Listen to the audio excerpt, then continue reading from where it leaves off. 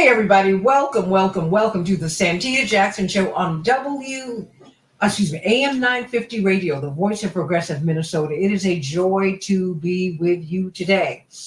We are streaming live on am950radio.com, am950radio.com, and you can meet my morning stars on the Santita Jackson Show YouTube channel, the Santita Jackson Show YouTube channel. So everybody, please, like and subscribe on the Santita Jackson Show YouTube channel, and then click the bell so that you can be notified whenever we come on live. It's Black History Month, and of course, Dr. Carter G. Woodson, brilliant, educated man, University of Chicago trained, was frustrated. This was someone who came out of slavery, frustrated as he was able to work his way to get an education. Given Black people's presence in America since the very beginning, he said, we're nowhere to be found in the books. And I know we're here. We built the White House. We built the country. Why aren't we here? So he carefully did his research. And for 1 week a month in the beginning, you would hear about Black contributions to the American project. And it has since been expanded to be a month long. And so there we have it. But now in this day and age, in 2024, there is a reluctance to teach this history. There is not just a reluctance, a real pushback against it. And so it seems that whenever you can talk about certain aspects of the history, but when it gets there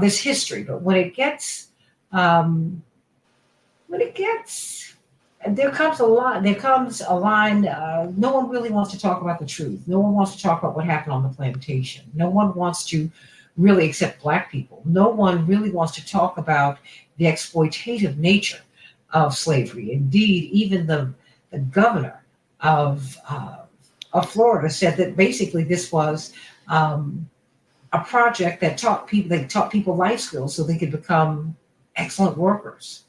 Unbelievable. You cannot make this stuff up. So what's happening in Charlotte, North Carolina, as there is a resistance to teaching Black history on any day of the week, any month of the year in the public school system in America? This is from a North Carolina WCNC NBC report. Inappropriate Black History Month door decorations removed at Charlotte High School. Now, did a Black History Month activity at a local high school go too far? That is what is written in the story. Teachers at West Charlotte High School decorated their classroom doors and the school halls with the themes of the February holiday, celebrating the accomplishments and history of Black Americans. One door represented Motown. Another had a message from chains to change. But one classroom door depicted a white and colored entrance. That was the rub. That was the rub. And that is the source of the controversy. Reality. So everybody, let's talk about this on the Santita Jackson Show right here on AM 950 Radio, streaming on am950radio.com, as well as the Santita Jackson Show YouTube channel. It seems that when you see what segregation looked like, what Jim Crow looked like, what slavery looked like, that is the pushback. We're joined by the chairman of the Transformative Justice Coalition, civil rights lawyer, Attorney Darrell Jones. So glad to have you with us. And of course, Wisconsin State Representative Lakeisha Myers, who has also been a teacher in her past life. And so not only are you making policy, you are helping us to learn. Let me start with you, State Representative Myers, because this is also, as a teacher and as a legislator, you are functioning in you have functioned in a space, you're functioning in a space where this is a very real issue. What do you make of this story? I mean, we can have Motown. We can say from chains to change. But when you have a physical representation, just one of what happened, of the Black experience in America, there's pushback. State Representative Myers. Well, I'm reminded of a quotation, and I don't remember who said it first, but they said they want our rhythm, but not our blues. And when you think about the fact that we can celebrate all of the things that make us a powerful people that have been a part of the Black experience, especially in the United States of America, you can't skip over the fact that we were. Oh wow! What you just went out? Okay. Okay. Oh, sorry, that we were brought forced. here by force and not by Mhm. choice. Whereas other people point to their ethnic beginnings in the United States, they can point to an Ellis Island. I have to point to the Middle Passage. So you can't ignore all of the things that go into that. So I think it was highly appropriate for whatever teacher that was to use that as a modeling opportunity to have the colored door or the colored entrance, as well as a white entrance, because that existed up until not too long ago. Like within my parents' lifetime, they grew up. Both my parents were born in 1950 in Mississippi. They grew Mhm. up going to the back of restaurants and stores and, having to draw their feet on, pieces of paper in order to get fitted for shoes. Then they couldn't go into a store, like Sears. That's why the Sears catalog was so important, because it was used for a multitude of things, because you couldn't go into a store and try on clothing or hats or things like that within their lifetime. So I think it's highly appropriate that someone as an educator would try to model that particular behavior for students. So I think that's something that we have to understand. So you always model as a teacher to evoke emotion, and you always model to provoke thought. And I think that's something that you have to do in that time. So I think it was appropriate. Why was it controversial? I mean, you are a teacher, but you're also functioning in the political space. I mean, you've seen Governor DeSantis. Basically, he called slavery a work study program. Exactly. I think yeah, in Texas, it was called an unpaid internship. So I think you have to look at the fact that there Ooh-wee. is an all out assault nationally to try to erase certain aspects of American history. For instance, today, I'm actually sitting in the state capitol in Wisconsin right now. Earlier today, we passed legislation to fund the teaching of the Holocaust. And the legislation reads to teach the Holocaust and other genocides. But the organization who is doing that work outright told me they don't really do the other genocide part of it. They're focused on teaching the Holocaust so that that part will never happen again. And I said, Which well, did where? not happen here. Right, Right? exactly. We are wholly focused and setting our sights on teaching history that happened in Germany and in other parts of of Europe, but not focused on sins of what happened in the United States, because we can't get a bill, nor a hearing, nor funding to do any of the above. And I have a problem with that. So in order to point out that issue to my colleagues, they looked at me like I had three heads. No, this is something Mm. that you have to deal with. Yet we have people who are having to send permission slips home for them to talk about Rosa Parks and the bus boycott. And you're having to send permission slips home for us to talk about the fact that you even want to discuss, inequities that exist between Black folks and what, Latino people have had to deal with in this country.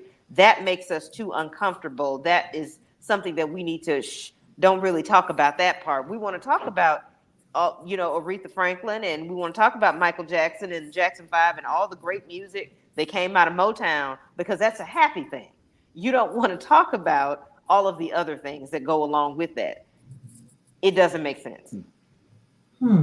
Or We does it? can't have selective outrage and amnesia. So, It's called Alzheimer's. yeah. I know. Much respect, much respect. People in my family have had it, but I mean, it is odd, Attorney Darrell Jones. I mean, people were killed. You and Barbara Arnwine work in the space where you are working tirelessly, week day, week in, week out, year in, year out, election season in, election season out, to get people registered to vote. If you eliminate that history, you don't even understand what that struggle is about. Mhm. No, you're right on point, Santita. When you start eliminating history, you start not understanding why things are as they are today, why people act as they act today. Friday marks the 4-year anniversary of the slaying, the killing of Ahmaud Arbery. Mhm. And if you just take that by itself, that there was a killing of a young black man that was running through a white neighborhood by 3 racist white men, why did it happen? What's the history of it? Why is this significant? Why were they chasing him? Why did they corner him? Why did they feel threatened by him? What what was this all about? Why was there this big trial? Why was there all the emotion? Why is there all of this that's gone on? That's what we begin to understand when we study history, and we understand why this was happening. We understand why the hatred existed. We understand the story that goes behind the actions that occur. So what this teacher did in Charlotte is that she was bringing forward to these students the history of racism in America. This is what racism was like in America. This is what people had to go through. So, I couldn't tell if the students had to actually go through the white door or the black door, which would even make it even more, I think, phenomenal in terms of and demonstrable with regards to what was going on. But when you begin to understand and you appreciate as a student, what was going on then, you then have an appreciation and a better understanding for what's happening today. What is it? You don't know how the leaf got there if you don't understand the root. So and so what we've got to be certain is that what's being taught in the schools are the roots. And the scary part, and you hit you hit the nail right on the head when you started talking about Governor DeSantis, because what he wants to do is uproot Black history, uproot your where you've come from, uproot. We don't need to talk about that. You don't need to hear that. You just Mhm. need to focus on the now. Make everyone feel good with where they are now. Well, why is it that your mother, your father hates me, doesn't want me to come to your house? What is the history behind that? All of that is what's being taught and should be taught in the curriculum and books around the country. And it's very interesting because North Carolina, where this incident occurred, is also one of the states that's done a lot of book banning. All right, dealing with Black books and the history, but all of this becomes intertwined, I think, into trying to, as Delegate Myers was saying, what are you trying to whitewash? You're trying to just erase part of history.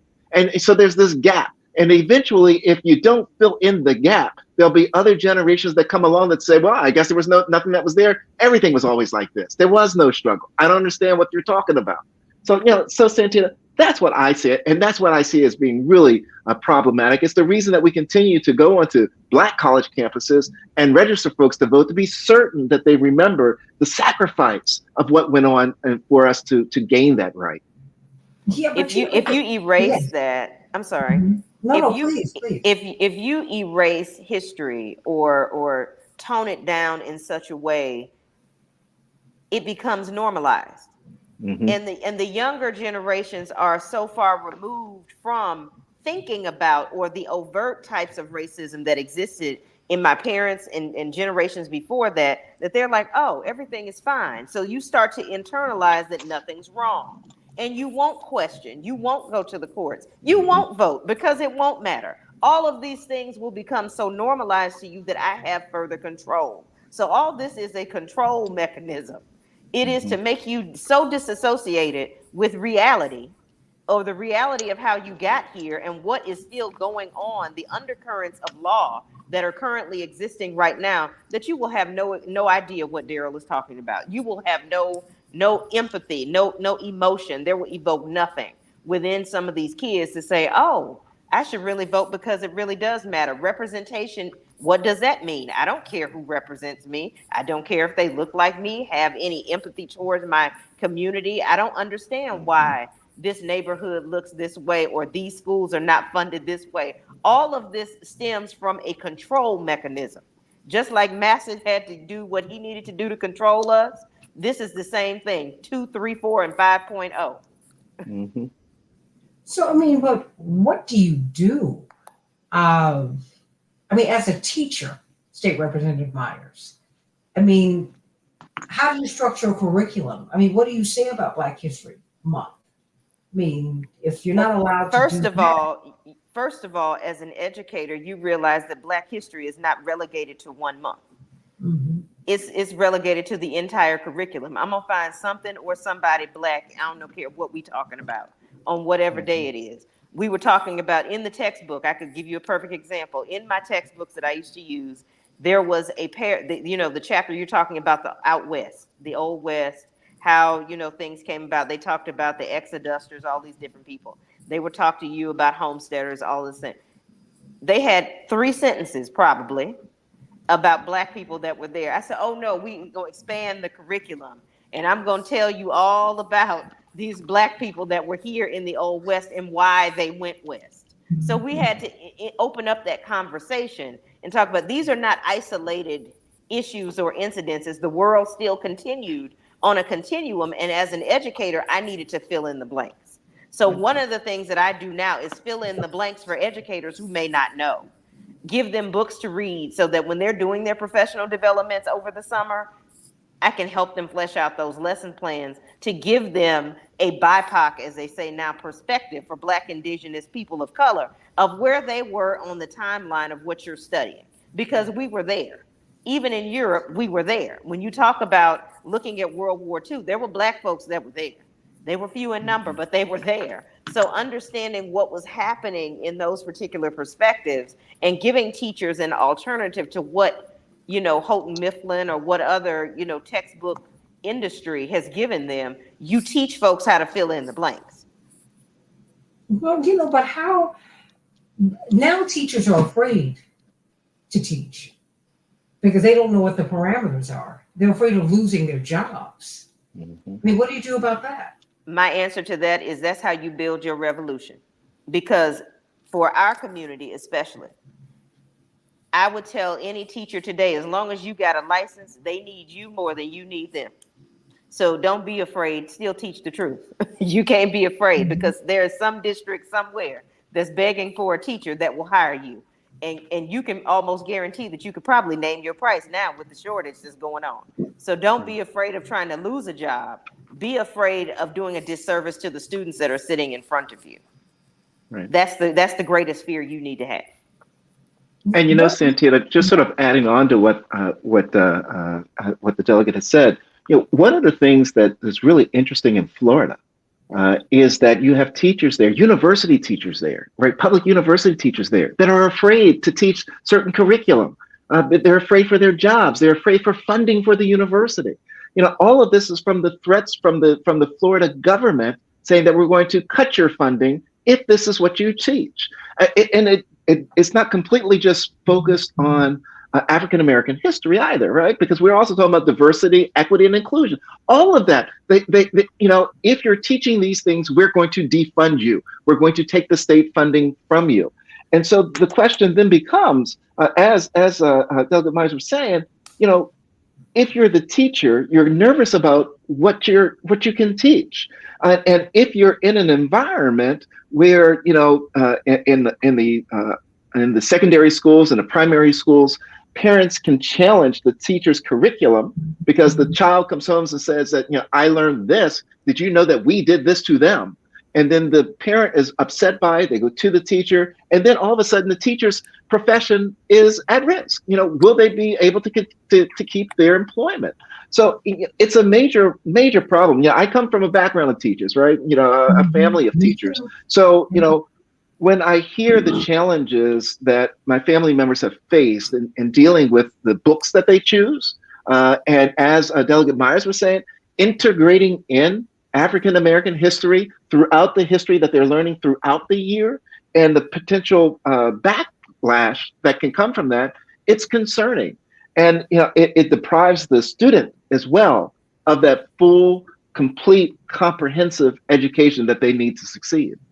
Well, it seems that it's okay to talk about Black history as long as you don't see the injustice, as long as you don't see the whites only water fountain, as long as you don't see the Black door and the white door, as long as you don't see why every Black family is a rainbow. How did that happen? Reverend Dr. Yeary, what is going on in North Carolina? The state of my birth. Well, it's the state of your birth. It was a state of for part of my upbringing, having attended junior high and senior high school at the time, long before there was middle school. I think it's indicative of the trend nationally, as I heard Daryl Jones just speaking about, that this overt resistance and pushback on teaching cultural studies, let's just call it that broadly, is beginning to now play itself out in terms of who is now interpreting the meaning of history from certain points of view. When you look at what happened in Charlotte and the displays that were put up, from chains to change, maybe kind of borderline, would want to know a little more about that context. Is that a full throated conversation about chattel slavery and what it took to resist, or is it just kind of a symbolic overture? But the black entrance, white entrance to the classroom certainly reflects a time that is much more current, but it's devoid of the substantive discussion about the efforts that had to be taken to overcome it. And I think that's where the gap comes in, is that it leaves room to gloss over Black history and then limit it to certain categories of just these piecemeal symbolic discussions. What I didn't see in any of the displays was any discussion about Black genius, the contributions to science and medicine and law and world history. And so it is this caricature in some ways of Black history that we see being played out in many of these Southern states that really don't want to teach the truth that the Civil War was a rebellion, that the South did lose, that Blacks did fight. They don't want to teach, as we learned in Schoolhouse Rock, the first person to die in the American Revolution was a man by the name of Crispus Attucks, who wasn't of he wasn't of the we the people crowd, if you will, that's in the preamble. And so I think it pushes us now to be more assertive in terms of faith communities and community-based organizations to make sure that we're teaching the history instead of leaving it up to publicly funded education to do what publicly funded education in its current form never wanted to become in the first place, right? We had to push to integrate the schools. We had to push to make sure there's an inclusive curriculum. You had to go to court. Brown versus Board of Education was not a theme. It was the consolidation of 3 different cases under one rubric dealing with the rampant discrimination and exclusion of Blacks in public education. We saw it in higher ed. We continue to see it in higher ed. So that's what's going on, as goes Charlotte as part of North Carolina, as part of the trends in America. So goes the rest of the country in this current state of revisionist history and regressive politics. And part of that fear, Yes, Santita, I would yes, say, State Representative, yes. part of that fear, I would say, based on what Dr. Yuri just said, he said something briefly, but I think there's a lot to go under that. Who is the teacher is the question. When you look at most public schools in the United States of America, most of them are staffed nationally by white women who are between the ages of 22 and 40. So when you talk about fear, there's an overt fear of that I may say the wrong thing, or fear of the repercussions, or fear of the student that is sitting in front of you. There's a whole lot of layers of fear when you talk about who nationally is teaching. Everywhere, I started my teaching career in Prince George's County, and most of the kids were like, oh, everybody doesn't have a Black teacher? No, they don't. They are few and far between, especially when you look at national statistics of who is in our colleges of education right now. So that level of fear is real. It should be a fear on a whole lot of parents' aspect too, of who is in front of their child. So you can't leave the education of our history to our students just in the hands of the school system. It has to be done in the family. Absolutely. I mean, because and I'm just wondering why it is, because I grew up with Black teachers. I grew up with a plethora of teachers, but You grew the up one because they a lot taught me of to them had read, no choice to do anything else. yeah, but They but I had grew no up, other outlet but to teach. that's right. But fortunate, it's interesting. My mother, some maybe a couple of years ago, she went to a restaurant that a friend of mine owns, and he's white. And he and I have been very close since we were in kindergarten together. So he came over to my mother and said, "Look at this picture when Santita and I had no teeth." And my mother said, and as she looked at the photograph, there were several other white kids in the picture. She said, "It occurred to me that you actually have some white friends because I'm friends with all the people who were in the photograph." I mean, she said, "You all really grew up together." She said, "It struck me because I've never had that experience, right?" But what's interesting also is the tough part, right? I mean, so because I came up in a time where, but even then, the woman who taught me to read, Miss Irene B. Smith, was a Black teacher. And she was a Black teacher in that old tradition that you could understand. Um, I missed a couple of months of school when I was in first grade because I was ill.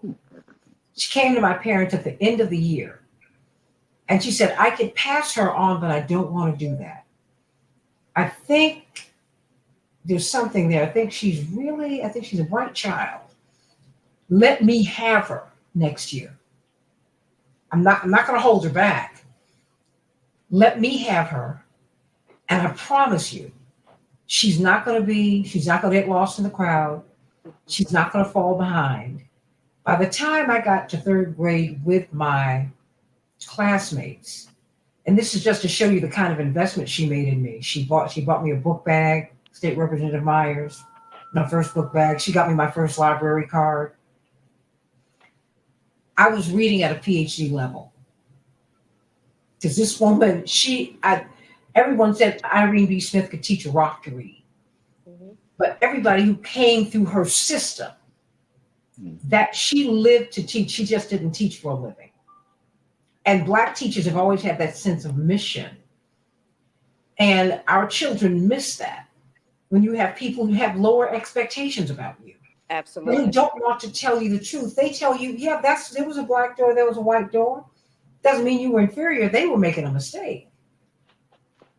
And so Dwight, I mean, what do you make of this? Because we are unwilling, State Representative Myers, Reverend Dr. Geary, and Attorney Jones, we don't want to talk about the hard part. Now, mind you, I think the Black folks need to talk about the hard part. So I don't want to leave that to the white teacher.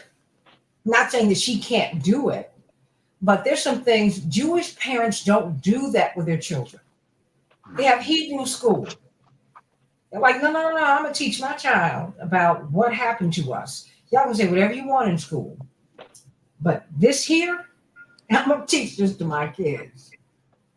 I mean, at some level, we have to do that, and you still have to push back against the And we system. have done that. We've had freedom schools that we just need to support. We need to That revive it. exist. Yeah, Yes. because I went to one. Yeah. I mean, Dwight McKee. We don't want to tell the hard part. We don't want to talk about that. Well, Black history, 90% of Black history is the hard part. Is most of Black history of us reacting to white oppression. And so when you look at our heroes, the Frederick Douglasses, the Dr. Kings, the Jesse Mhm. Jacksons, the Malcolm X's, most of them, the W.B. Du Bois, most of them are leading movements reacting to white violence, white oppression, slavery.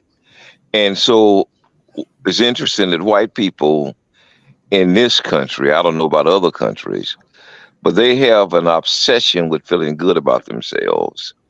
It's very hard for them for their self-esteem to prevail when it's locked up in such negativity.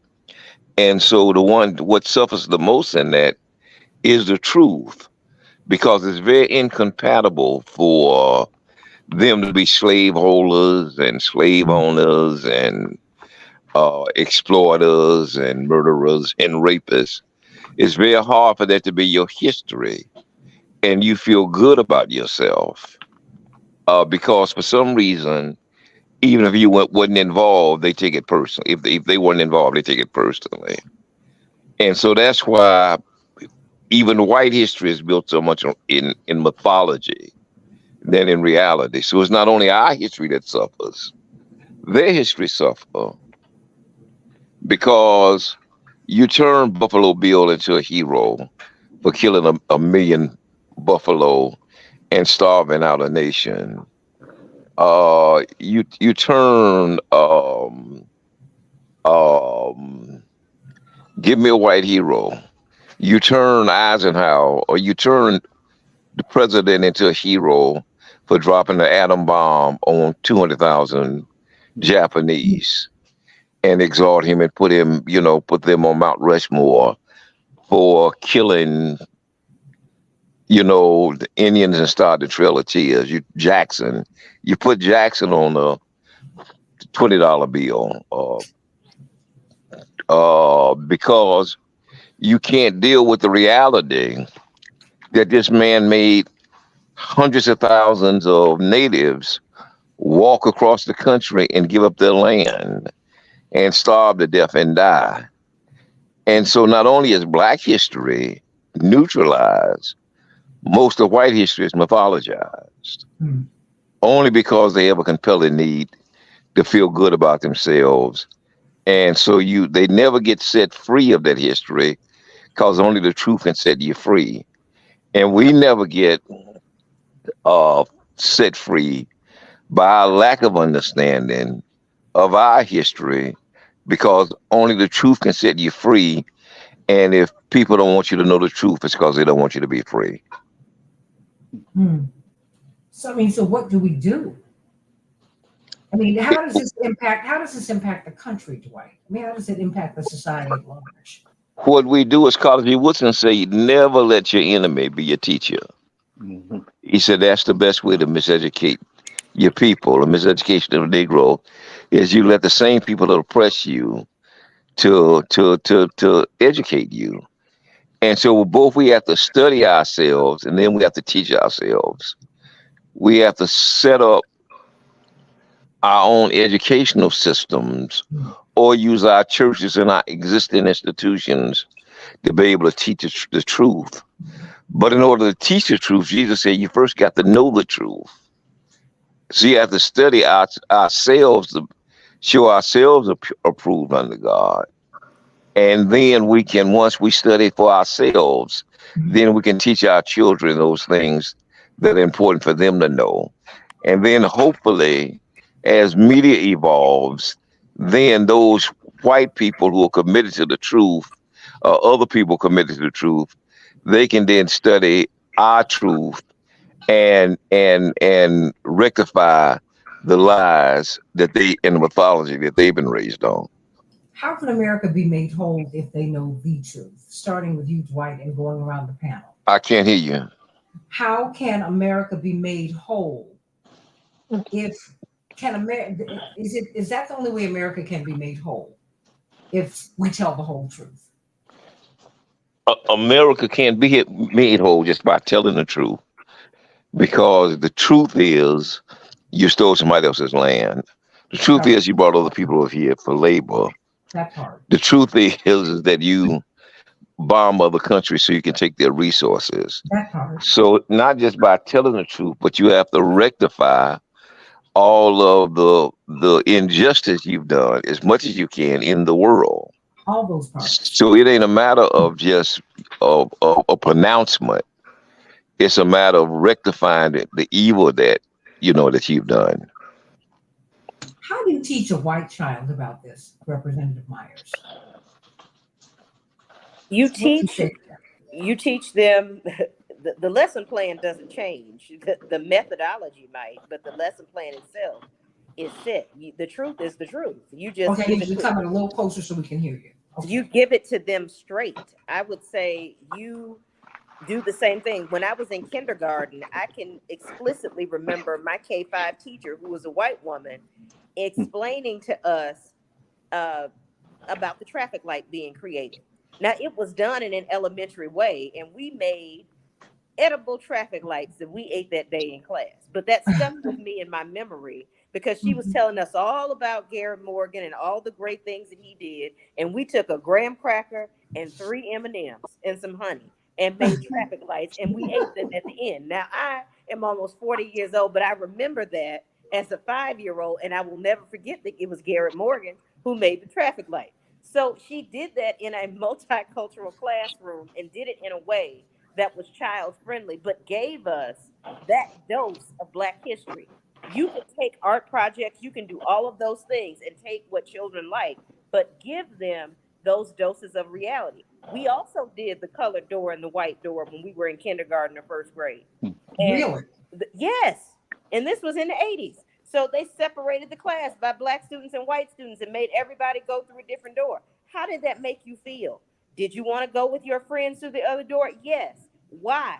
You start to ask those questions and have children think critically at their age level and ask them those questions so it evokes the thoughts and the feelings that you want them to have. It didn't harm us, it made us think. And we thought to be better people at the end of it. The whole premise of the lesson was we no longer do this because we learned it was wrong. And you need to learn that it's wrong to judge people for who, for how they present themselves.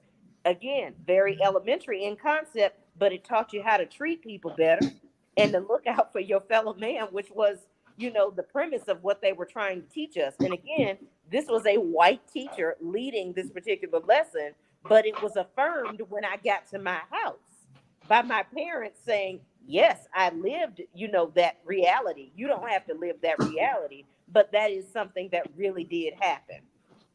So I think it can be done. You don't have to be fearful of it as an educator to do the right thing. And as you get older in age, you build on those lessons that were already taught. And when students say crazy stuff in class, I just taught at a middle school. I was an administrator at a middle school up until December. And the number of children that I had, Black kids, white kids, you name it, whatever ethnicity, that would call each other names, border hopper or bean counter, things like that. And this is in the year of our Lord 2023 that they were doing this in class and thought it was funny. So now I have to stop and pull kids into my class. Do you understand what that means? If you're calling somebody this name, do you know where that came from? I had to explain the dozens to like 26th graders who didn't understand what that meant and why that was important. Then they, at the end of it, they were like, oh, I didn't know. I know you didn't know because you wouldn't have done that. So again, you had to tell the truth to these kids so they would know. They just think it's funny and it's all jokes until somebody won't get beat up. And then you want to, then I got to break up the fight. Let me try to do the part first where we don't have to get to the fighting part because you called this person ugly or called them whatever name it was, and to tell you why we don't do that. There's always a why, and you need to explain the why to a child first. Attorney Jones. It's really interesting listening to Representative Meyer's experience, because when she talked about when she was in grade school and she, they had the black and the white door, and the blacks had to go through the black door and the whites had to go through the white door. Well, when I was in grade school, if it had that, I would be the only child entering through the black door. So, it's all a matter of your experiences and what you learn. Now, as the conversation was going on, I was trying to remember in my mind when I started hearing about Black history and learning about Black history in school. And it wasn't in the primary years. There was no Black history taught during my primary years. My Black history was taught when I went home. When I was home, my mother and father would start teaching me, and I'd have to read the books and stuff about different Black historical figures. And my grandfather would come in and tell me about the experiences. So when I think about, what will happen and what needs to happen to be certain that our history is respected, is taught, and is revered appropriately, I begin to wonder about the question because, one of the things that Representative Myers was talking about was with regards to the teachers and what they're teaching. But if we're in a situation such as in Florida and in some other states around the country, where teachers are afraid to teach the Black history, where the books are being banned with regards to the Black history, then you have students, got to remember the next teacher is in the classroom being taught by this teacher. And so eventually we'll have the situation where the teacher doesn't know the history. They can't teach what they don't know. And so it becomes really critical, I think, for us to be certain that the church school is in place and that Black history is being taught.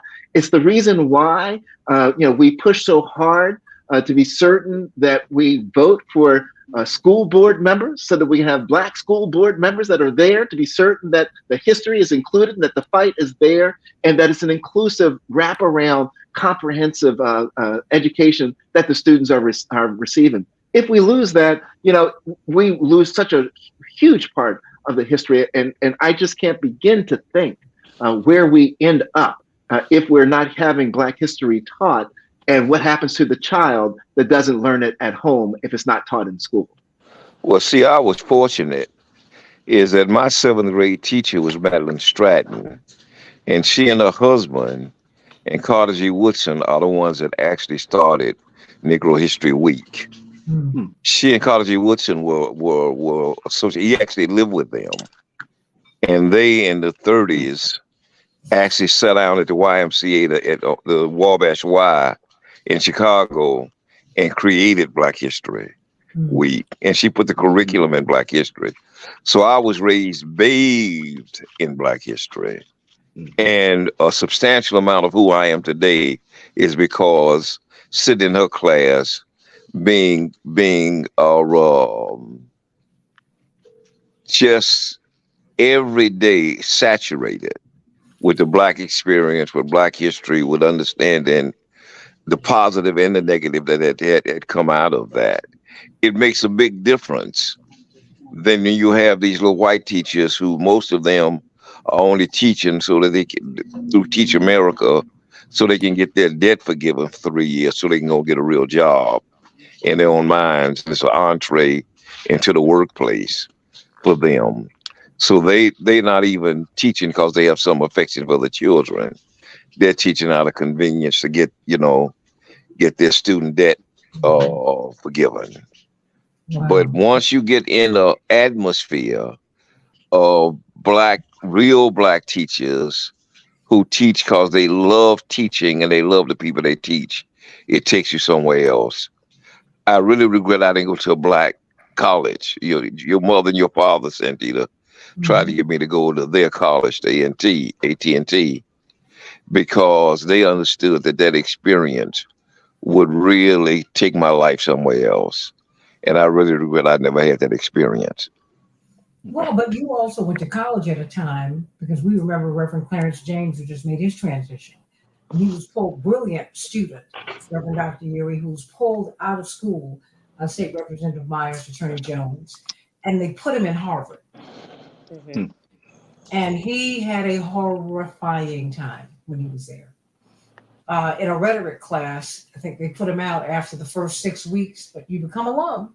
All you have to do is be there 6 weeks, because someone walked in during rhetoric in a KKK uniform. Being from Chicago, the Black community, he jumped up out of his desk and beat the guy up, his classmate. That was his reaction. I mean, that hostility, right? Not that hostility, you're defending yourself. It's like, this is not funny.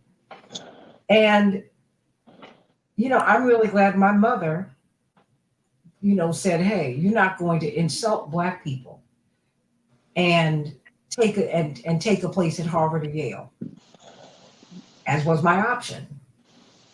You work to get a scholarship to Howard, Spelman, those are your choices. You are not going to insult Black people and say no. Not to mention the fact that my Harvard interview was horrifying because they didn't like my father's politics. So, I mean, there's all of that, right? And I think, we have to really begin to get a hold of ourselves, Reverend Dr. Yu, because there's some work that we're going to have to do, too. So I think there are a couple of things that we have to bear in mind, the context in which these challenges are being faced. I was probably in that first generation or class of students that was wrestling with the issue of busing to bring about desegregation in Georgia. Hmm. My mother was a librarian. My father's father, my paternal grandfather, was the first Black principal of a formerly all-white high school in Clarksville, Tennessee. And when he came in after his first year, they wouldn't renew his contract because there was no respect for the authority of Black administrators, and he ended up filing suit in federal court to get his job back. Hmm. I think we have to put in a framework and a context of understanding that when we had to control the curriculum, when we had to provide the teachers, when we had to control the classroom because we had to create makeshift classrooms in basements of churches and in other places that were available to us because the substandard facilities that became the issue of separate but equal were being litigated in the courts. I think it's important that we understand the framework of the curriculum is not just a thing that exists, it has to be developed. I spent 10 years at Northern Illinois University as the associate director of the Center for Black Studies. I wrote classes that had to be approved for the college curriculum at NIU to expand the Black Studies major. And so it's important that we not lose sight of the fact that education is not just a thing, it is a product of a worldview. And when we think about what makes up worldview, there's the value system that Dwight McKee always talks about. That's axiology. There's what does the meaning of knowledge actually embrace? That's epistemology. What does it mean to be? That's ontology. And ultimately, is what is the order and the wonder of the universe? That's cosmology. And so when we look at the history of our people and the orientation of how there was this constant seeking and searching to reconcile visible and invisible, it then helps us to then coordinate. Why are the pyramids in Egypt oriented the way that they are? It's because they were built in alignment with the stars, as above, so below. That the context and the framework of Black education is not like the European model. We have to recognize that, and we have to embrace the fact that the teachers that many of us grew up with were part of the fabric of the community. My first grade teacher was the pastor's wife. My third grade teacher, because I had a Black principal and Black teachers who felt that in consultation with my parents that I should skip second grade. So I did. So my third grade teacher rode to school with her. She and her husband were on the school on the church board. That the intersection between education and all of the aspects of Black life, we have to get back to that so that it does not become this divesting of our obligation and really our privilege as Black people to tell the story about Black history. Yeah, Yuri, I thought cosmology was learning how to do hair. Look, what do you mean? That's He's talking about the one with the nose. That's cosmetology. Oh, my bad. But you got the right letter. Oh my gosh, he's killing me. I'm like, okay, for everyone who's listening to AM 950 radio, just pardon Dwight McKee. It's all right. Oh my gosh, and he's an educator. That's what's frightening. But I will say this real quick. If you want to understand Black cosmology, just watch how Black cosmetology is practiced, and it'll give you some insights in terms of how that hair's got to be done. How about that? Wisconsin State Representative Lakeisha Myers, and I'm so glad you were able to join us today. Attorney Daryl Jones, our Reverend Dr. Todd Uri, thank you for passing this story to me because I think it's important for us to talk about this, Dwight McKee. But you're not with us often, State Representative Lakeisha Myers, and I'd like to give the last 90 seconds to you. It all works together because electing the correct people to represent you can help do exactly what Dr. Uri said, make it a community situation. We have certain schools in Milwaukee that are considered community schools. That means they need to be a hub for all of the activity in the community in that particular neighborhood. I think if we go back to that particular concept and have people who invest in the school, in the church, have those two conversations together, the folks in those conversations together, you will start to see some of that old school loving that we needed as far as education is concerned. So it all goes back to what Daryl would say, the vote. Well, you're right. I mean, it takes a village to raise a child. It does. It does. And I think that we did best when we had the village, when you had church, when you had school, when you had home, when you had neighborhoods, when you had people who cared, when you had people to whom you were accountable. There's a difference between a beautiful bouquet of flowers and a plant. Mm-hmm. Bouquets die. Plants live if you nurture them because they're rooted, they're grounded. And that is what we must return to. We must become rooted and grounded in soil that is so rich. And we can do that. We can do that, everybody. And we have to change our thinking. Stop thinking that somebody else's ice is colder, somebody else's water is wetter, somebody else is doing something that you've never seen before.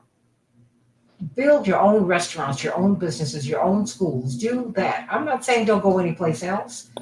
But, we invented everything anyway. How about that?